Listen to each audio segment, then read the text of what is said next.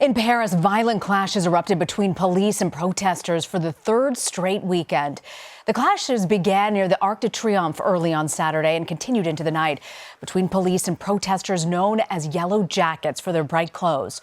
For more on the riot, CBS News correspondent Elaine Cobbe joins us now by phone in Paris. Elaine, what's driving the forces behind these protests?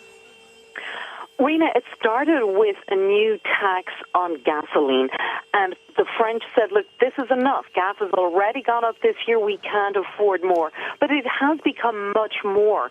It's become a general discontent with what is seen as continuing rising taxes, which are making the cost of living just very high. They feel their wages are not keeping track with these rises in taxes, and their salaries are just not following.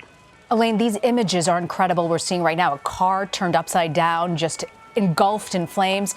Describe what the sense is there in Paris right now. Well, it started with something of a divided protest, in fact, because anyone who wanted to protest on the Champs-Élysées had to go through police cordons, had to subject to stringent searches, and there were a little over 1,000 on the Champs-Élysées doing that.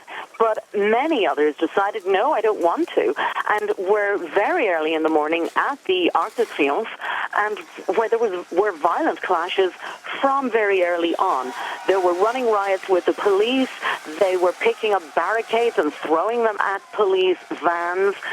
The police were moving to try to keep them away. They were using tear gas all day long. The sound of tear gas canisters could be heard across the city, I have to tell you, particularly when the protesters were moving in small groups across the city. And some of them climbed up onto the top of the Arc de Triomphe and even graffitied there in favor of their Yellow Vest movement. That's something that has drawn a lot of criticism. But the numbers were not very big. But what they did this time was they very much moved across the city in small groups. I passed a burnt-out bank. It was completely destroyed. There were cars burnt, and there were metal barricades that had been piled up in the middle of roads to disrupt traffic. There are quite a number of roadworks on across the city, and many of those who wanted to cause violence were clearly using them for materials. It looks like a war zone in Paris. We know French President Emmanuel Macron is in Buenos Aires for the G20. Has the French government issued any sort of response to the violence? Well, Macron has, in fact, just been asked about it in Buenos Aires, and he said, these people clearly want chaos, but we will never accept violence. And he said they'll be found and prosecuted.